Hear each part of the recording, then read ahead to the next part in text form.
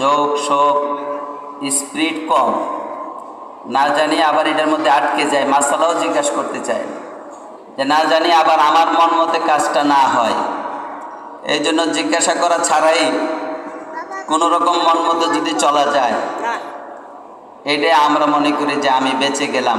আসলে এটা বাঁচা নয়, বরং আমলের কমজোরি আমার মধ্যে এসে গেল। সাহাবায়ে কেরামের মধ্যে অত্যন্ত আমলের যোগ শোক ছিলেন, যার কারণে সাহাবায়ে কেরাম নবীজির কাছে এসে জিজ্ঞাসা করেছেন, আইয়ুল আমালি আহাব্বু ইলাল্লাহ, সবচেয়ে শ্রেষ্ঠ আমল কোনটি, সবচেয়ে ভালো আমল, প্রিয় আমল আল্লাহর কাছে কোনটি? আল্লাহ রাসূল বললেন যে ঈমানের পর একজন মুমিন মুসলমানের জন্য আস-সালাতু আলা ওয়াক্তিহা, সময় মতে নামাজ আদায় করা, এটা হলো সর্বশ্রেষ্ঠ আমল। সাহাবীগণ আবার প্রশ্ন করলেন, সুম্মা আইয়ু আমালিন, এরপরে কোন কাজটি? আল্লাহ রাসূল বললেন, বিররুল ওয়ালিদাইন, পিতামাতার সাথে সৎ আচরণ করা, এটা হলো দ্বিতীয় পর্যায়ের সর্বশ্রেষ্ঠ আমল। আমরা ব্যবসায়ী, চাকরিজীবী অথবা অন্যান্য কাজে ব্যস্ততায় অনেকে নামাজ আদায় করি, কিন্তু সময় মতো আদায় করি না। কোরআনে কারিমের মধ্যে আল্লাহ তাআলা বলেছেন, আল্লাহ তাআলা নামাজকেও ফরজ করেছেন, সময়কেও ফরজ করেছেন। নির্দিষ্ট সময় নামাজ আদায় করতে হবে। এক নামাজকে আরেক নামাজের সময় আদায় করা, বিলম্ব করা, 2-3 ওয়াক্ত নামাজ একসাথে পড়া, এটা অত্যন্ত বড় গুনাহের কাজ। ইচ্ছাকৃতভাবে নামাজ তরক করা, অসংখ্য হাদিসের মধ্যে আল্লাহ রাসূল বলেছেন, সাহাবায়ে কেরাম বলেছেন যে আমাদের সাহাবীদের কালে প্রকাশ্য মুনাফিক ছাড়া কেউ জামাতের নামাজ ছাড়তে সাহস পেতেন।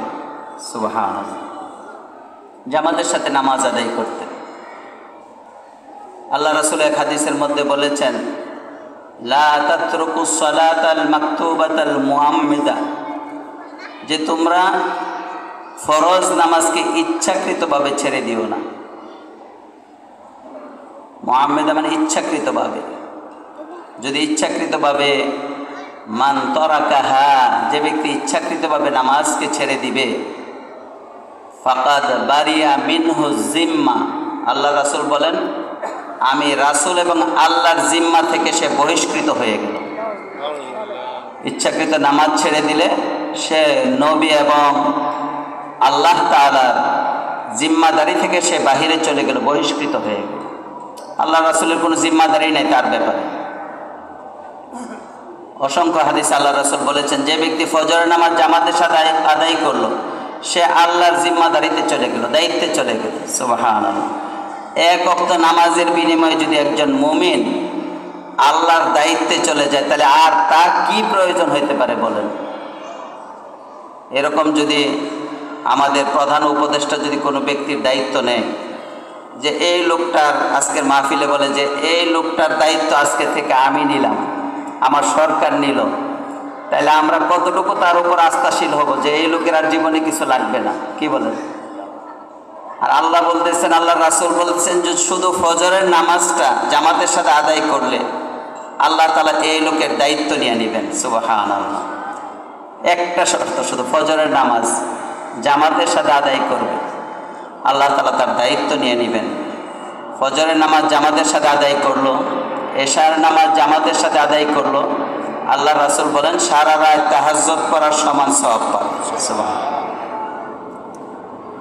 এই জন্য আমাদের মা বোনদের মধ্যে এই অবহেলাটা দেখা যায়, যে আসলে পাক্কা নামাজি, নামাজ সহজে ত্যাগ করেন না, কিন্তু কাজের ব্যস্ততায়, বোকামির কারণে, না জানার কারণে, কাজের ব্যস্ততায় জোহরের নামাজটা দেখা যায় যে মনে করে অবসর হয়ে গোসল করে একসাথে পড়বে, এর মধ্যে আসরের আজান হয়ে যায় না, জোহরের আজান হয়েছে, আমার তো শরীর পাক আছে, হয়তো কাপড় চাপড় একটু নোংরা হইতে পারে, কাপড় চেঞ্জ করে নামাজ আদায় করে ফেলি।